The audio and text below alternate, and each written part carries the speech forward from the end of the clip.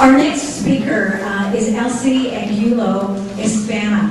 And in reading Elsi's story, I see so much of our morning speakers. It's beautiful how everything just kind of flows together. Elsi was a district attorney in Colombia 6 years ago. So she's been in Canada 6 years now with her family. And she came to Canada, I think she basically had to run to Canada because her own safety was threatened in Colombia. It was because of her determination, her belief. She wanted to put a former mayor in prison, and in Colombia you just don't do that. And I guess the paramilitary were making death threats to her mother's home, to her home, and for her own safety, she had to flee. Elsi has written several essays on the subject of human rights of Afro-Colombians. She's written a number of books. In fact, she's the only local Hispanic writer that has a book in the London Public Library system. That's pretty neat. She's won 3 awards already this year, alone for her service in the community. That includes a certificate of the provincial government and 1 from the federal government. So please put your hands together and welcome Elsi and Hispana.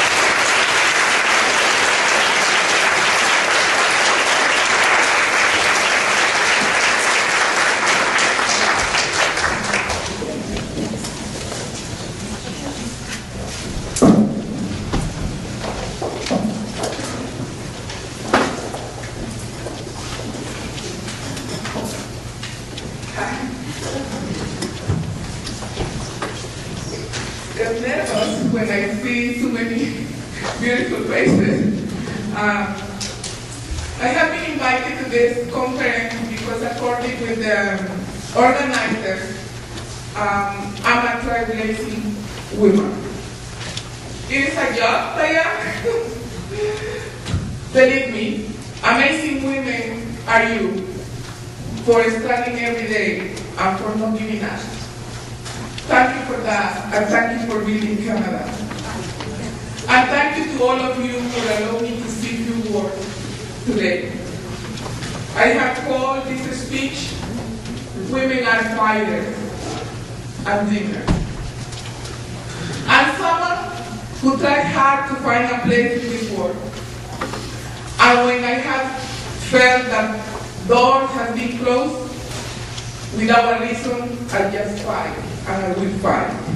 I hope I get time one day. I want to recreate how I convinced my mother that I had to go to the Faculty of Law in the province of Nariño in Colombia. It is something that not many people know, even in Tumaco, my hometown. More than 20 years ago, my mother was still raising 5 children, including me, by her own. Without a well-paying job as a primary teacher, my mother was a real fighter. I witnessed his struggle to get food and everything for us. Perhaps it was a learning process. So my mother had good reasons to say that she did not have money to pay my university studies and living status in a different city because Tumaco did not have university. Telling her that in the university was no other black was not enough of reason. So I used plan B. Yes, I revealed myself and I threatened to leave home without her approval. And it was not easy because my mom was very tough. And also because we were raised under the family values, and also we had to be obedient. So my mother was smart to see that my real desire to work hard in order to get my education, or perhaps a better life that many blacks in my region does not have. My plan B, I think, worked not because I was convinced or persuasive enough, but because my mother loved me too much, as you all your children. My mother brought me to the capital city of the province, and she stayed with me for a month until she found a safe place for me to live. My mother got more debts than those that she used to have. But something that my mother didn't know is that I had to fight to get into the Faculty of Law. I was told, or someone in the university told me that I was not confident enough to be there. Let's put this in clear words. It was about racism. It is hard to believe, but it's true. I was told that every age that I had in the National High School testing that is used in Colombia to get into a public university was not good enough. I had to explain that it could be true, but that my high school considered me one of the best students. However, there was no chance to get into the Faculty of Law. And frustration for this kind of injustices are devastating. So it is true that even though I'm someone who fights to find a place in this world, it is also true that there are times when I want to give up and when I have a moment of silence. But I don't know why the next day I'm ready to fight again. And it is why when the official, the registrar officer, told me that I would never enter the Faculty of Law, I told him, I will be back and I will take a seat here.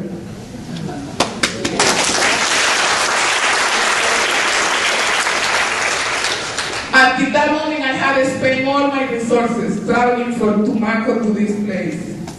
I quickly learned the challenge of the university and structure of power was just not about me, was about opening doors for others. I asked for an appointment to the Bishop of Tumaco. At first, he was not sure if he could help me with my university entrance. I started telling him a story. I like stories, like those that I tell in my books. I call my story the circle of poverty. I explained to him that fishermen were born poor, and they still were poor. I explained that Tumaco did not have enough, it did not have good school with well-trained teachers because of the structure of oppression, racism, that allows the circle of poverty. Of course, I explained to him my struggle, my mother's struggles, and the values that she used to learn to teach us, like hard work. After the bishop listened to me, he made a call to the university. He said, if I was not able to get my education there, the Catholic Church was not able to allow the university to use their facilities in Tumaco that they use for a weekend program. That's the way things work. Two officials from the university traveled the next day just to have a little talk with the bishop. And they granted me a place in the Faculty of Law as a special entrance. Then I met one more time the powerful man on the admission office. He invited me to take a coffee in his office, and I rejected him. Do you think that after all the trouble he gave me, I would take a coffee with the devil? No, seriously, I cannot drink a coffee with someone who thinks that skin color or place of origin make people inferior. But you know what? The good news is that outside are many people like the bishop. By the way, the bishop of Tumaco was not a black man. There are lots of people with with the power to transform this world. I think that 3 more of my sisters and brothers went to the university because I took the first and most important step.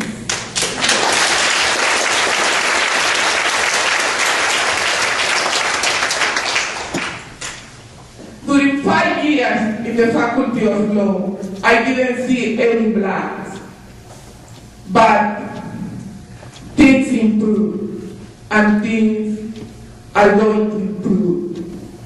Yesterday, I learned from Facebook that the second place in the National High School exam was won by a person from my hometown.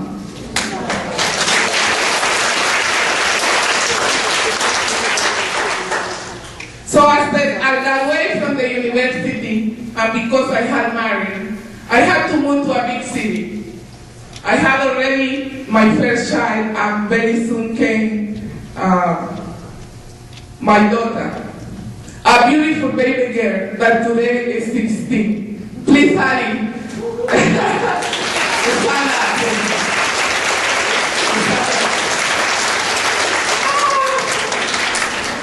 She's shy.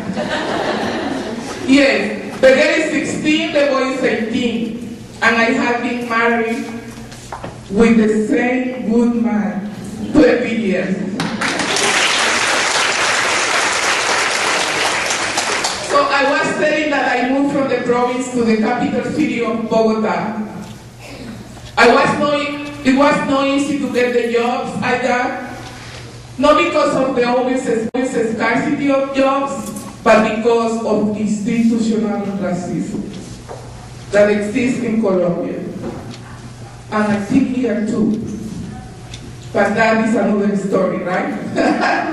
I worked in the government office, and then I moved to another government office, the General Attorney Office, where I worked for 8 years, and I was promoted to different positions.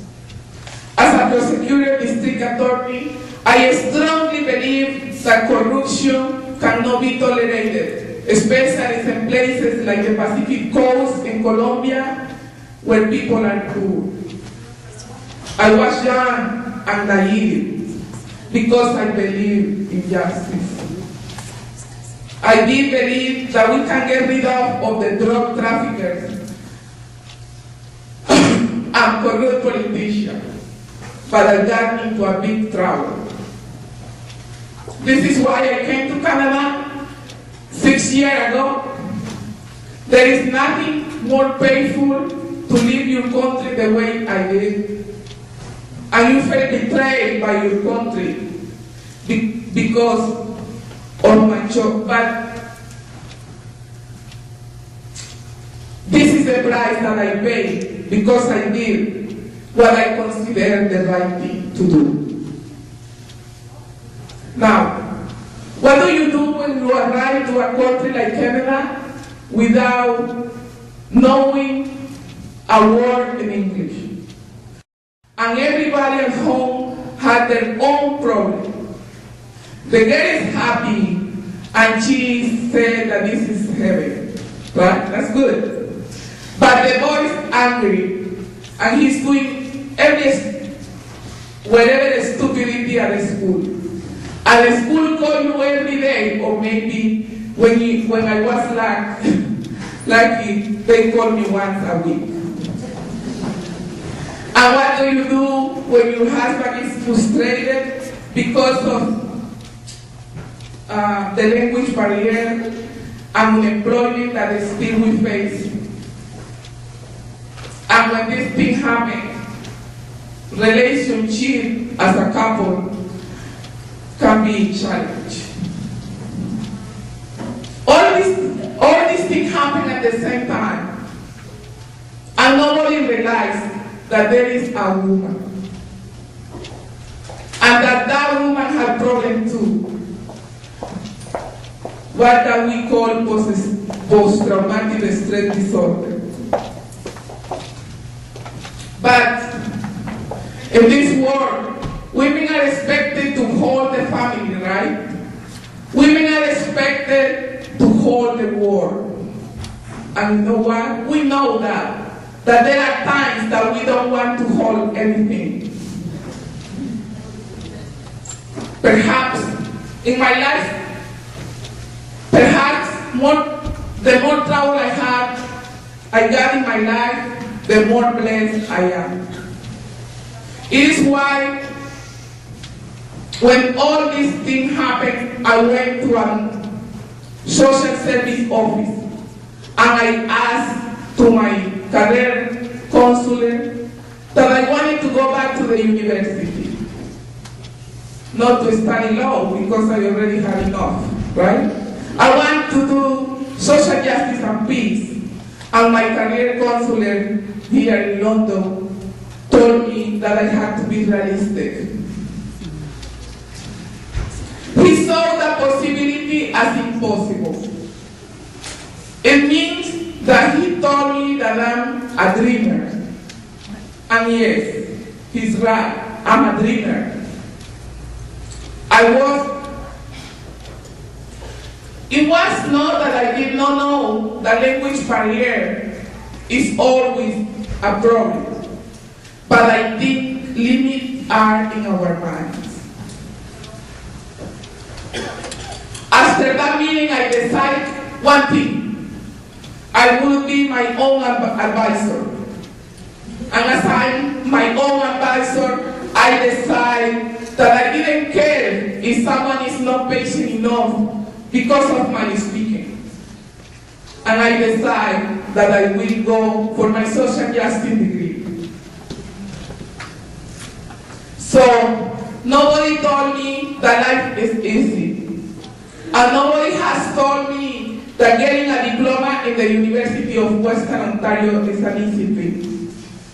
But what my former counselor does not know is that I am going to graduate very soon from my social justice program.